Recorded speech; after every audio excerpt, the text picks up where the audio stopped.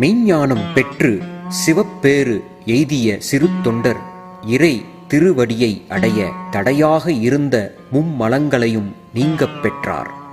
இப்பேறு பெறாதவர்களை சிறுமையாக நோக்கி இப்பேறு பெற்ற அடியவருக்கு நாம் அடிமை என்ற இயல்போடு விரைந்தார். அவரை கண்டதும் அவரது செல்வம் தம்மை ஓடி வந்து கட்டித் தழுவக் கண்டார். செல்வனை தோளில் போட்டு வீட்டிற்கு விரைந்தார். அவரது மனைவி தன் செல்வ மைந்தனை அலங்கரித்தார். பொய்யறியாத புனித செல்வனை மெய்சிலிர்க்க கடைசி முறையாக கட்டிக்கொண்டார் சிறு தொண்டர். குழந்தையை ஒரு மறைவிடத்திற்கு எடுத்துச் சென்றனர் பெற்றோர்கள். தாய் தமது இருக்கை கால்களையும் பிடித்து கொள்ள, தந்தை தமது தலையை பிடித்து கொள்ள, இருவரும் நம்மை சீராட்டி கொஞ்சி மகிழ்கிறார்கள் என நினைத்து குழந்தை கலகலவென்று சிரித்து மகிழ்வுற்றது.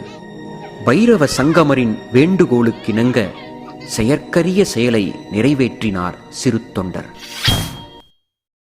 மெய்யுணர்வை தந்த இவனே எனது பெருமைக்குரிய புத்திரன்.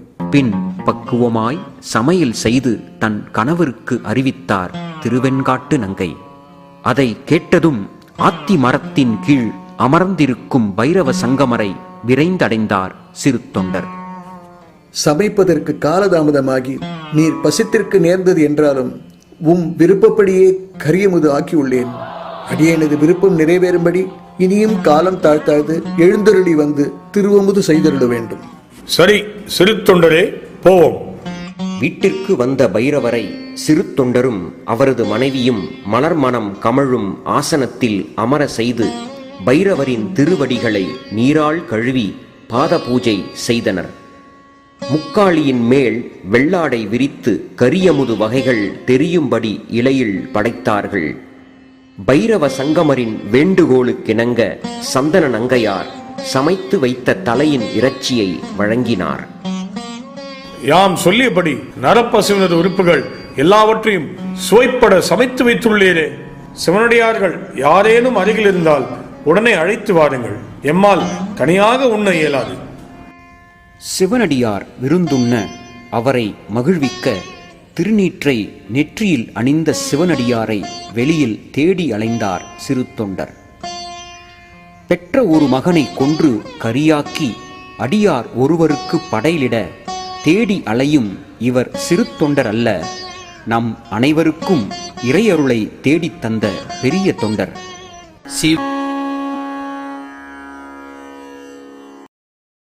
சிவனடியார் கிடைக்கப் பெறாத காரணத்தால் வீடு திரும்பினார் சிறு தொண்டர். நெற்றியில் திருநீர் அடைந்த சிவனடியார் ஒருவரையும் காணவில்லையே. உம்மை போல் திருநீர் தரித்த அடியவரும் உண்டோ? பைரவ சங்கமரின் அருகே அமர்ந்த சிறு தொண்டருக்கு கரி அமுதனை எடுத்து படைத்தார் திருவெண்காட்டு நங்கையார். சற்று பெறும், உமக்கு ஒரு மைந்தன் இருந்தால் நம்முடன் விருந்துண்ண அவனை உடனே அழையும். எனக்கு ஒரு புதல்வன் உண்டு, ஆனால் அவன் இப்போது உதவ மாட்டான். உம் மகன் இங்கு வந்தால்தான் நாம் அமுதுண்ண முடியும். ஆகவே அவனை தேடி அழைத்து வாரும். அடியார் வேண்டுகோளுக்கிணங்க சிறு தொண்டரும் அவரது மனைவியும் வாசலுக்கு சென்று தங்களுடைய செல்ல மகனை கூவி அழைத்தனர். சிவபெருமானுடைய திருவருளினால் சீராள தேவன் பள்ளியை விட்டு திரும்பும் சிறு பிள்ளையைப் போல அவர்கள் எதிரே ஓடி வந்தான். குழந்தையை கட்டித் தழுவினர், மகிழ்ச்சியுற்றனர் பெற்றோர்கள். அம்மகிழ்ச்சியிலும் தன் வீட்டில் திருவமுது செய்ய வந்த பைரவ சங்கமரை மறவாமல் இனி அவர் விருந்துண்ண தடை ஏதும் இல்லை என்று துணிவுடன் உள்ளே சென்றார் சிறு தொண்டர். ஆனால் அதற்கு முன்பே பைரவ சங்கமராக வந்த சிவபெருமான் மறைந்து விட்டார். விருந்துண்ணாது சென்ற பைரவ அடியாரை காணாது சிந்தை கலங்கினார் சிறு தொண்டர். திகைத்தார், மயக்கமுற்றார், மண்ணிலே விழுந்தார். இலையிலே பரிமாறிய இறைச்சியும் கரியமுதும் காணாமல் போனதைக் கண்டு அச்சமுற்றார். நான் மகிழ அமுதுண்ணாமல் பைரவச் சங்கமர் எங்கே சென்றார் என்று சிந்தை மயங்கியவாறே அவரை தேடி வாசலுக்கு வந்தார். வெளியே ஆகாயத்தில் பைரவ சங்கமராக வந்த சிவபெருமான் உமாதேவியோடும் முருகப் பெருமானோடும் விடைமேல் காட்சி நல்கினார்.